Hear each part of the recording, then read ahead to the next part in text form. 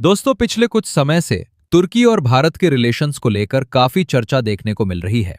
खासकर तब से जब भारत के ऑपरेशन सिंदूर के दौरान तुर्की ने कई मौकों पर पाकिस्तान का समर्थन किया। इसके बाद भारत में भी तुर्की को लेकर नाराजगी बढ़ी और लोगों के बीच ये सवाल उठने लगा कि आखिर तुर्की बार बार ऐसे मुद्दों पर पाकिस्तान के साथ क्यों खड़ा दिखाई देता है। लेकिन दुनिया की जियोपॉलिटिक्स सिर्फ बयानों तक सीमित नहीं होती। यहां हर कदम का जवाब किसी न किसी नए कदम से दिया जाता है और अब इसी दिशा में एक दिलचस्प तस्वीर उभरती दिखाई दे रही है। दरअसल पिछले कुछ वर्षों में भारत ने अपनी फॉरेन पॉलिसी का दायरा काफी बढ़ाया है। भारत अब सिर्फ दक्षिण एशिया तक सीमित नहीं रहना चाहता, बल्कि यूरोप, कॉकेसस और भूमध्य सागर जैसे इलाकों में भी अपने स्ट्रैटेजिक रिलेशंस मजबूत कर रहा है। इसी रणनीति के तहत भारत ने ग्रीस, साइप्रस और आर्मेनिया जैसे देशों के साथ डिफेंस कोऑपरेशन को नई गति दी है।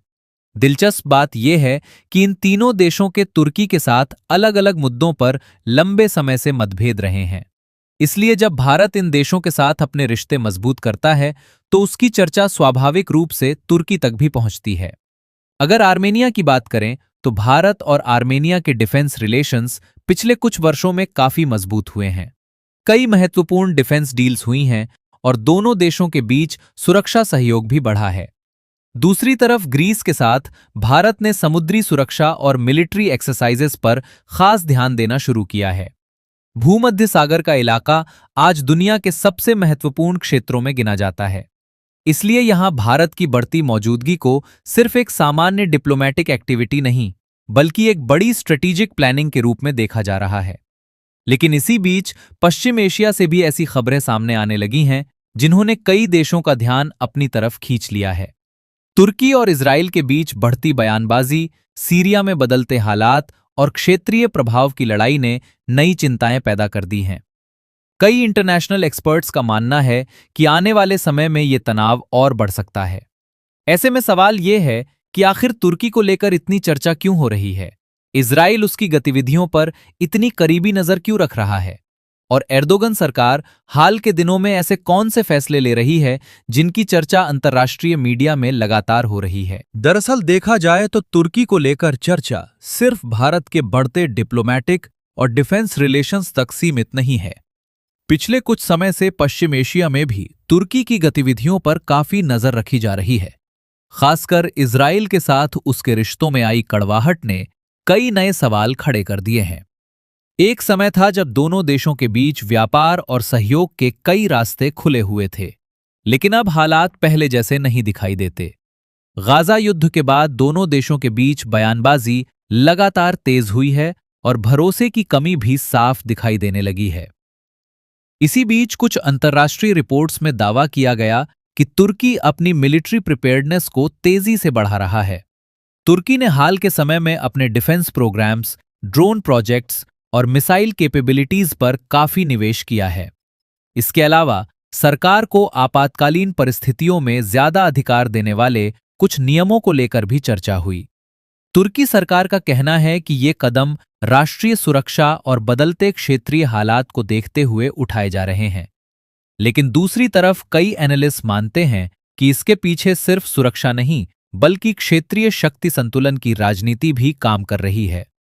सबसे ज्यादा चिंता सीरिया को लेकर जताई जा रही है।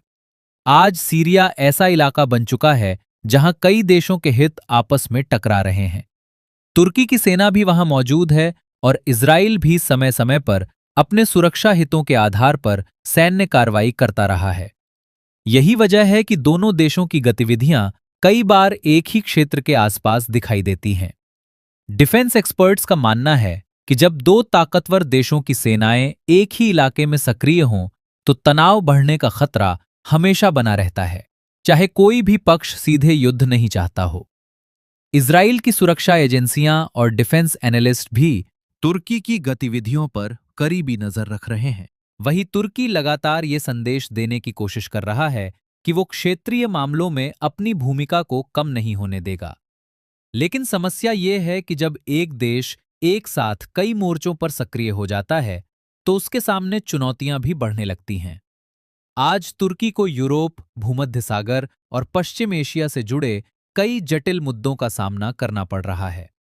ऐसे में आने वाले समय में उसके फैसले पूरे क्षेत्र की राजनीति को प्रभावित कर सकते हैं।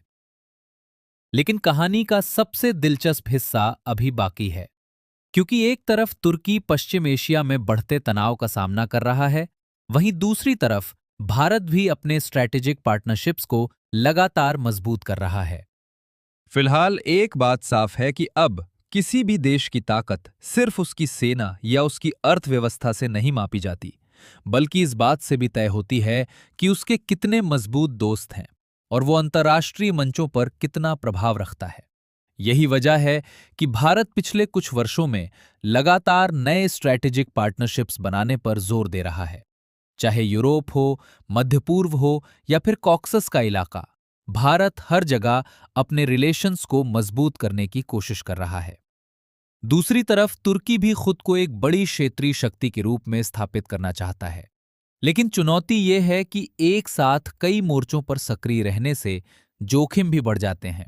ग्रीस के साथ मतभेद, साइप्रस का मुद्दा, आर्मेनिया और अजरबैजान का संघर्ष, सीरिया की जटिल स्थिति और इजराइल के साथ बढ़ता तनाव, ये सभी ऐसे मुद्दे हैं जिन पर तुर्की को लगातार संतुलन बनाकर चलना पड़ रहा है।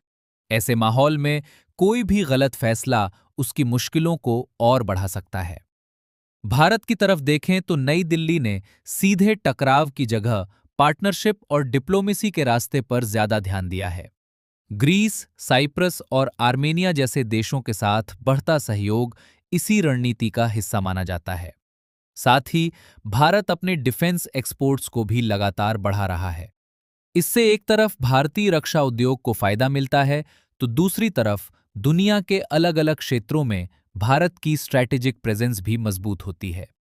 यही कारण है कि आज कई देश भारत को सिर्फ एक बाजार नहीं, बल्कि एक भरोसेमंद पार्टनर के रूप में देखने लगे हैं।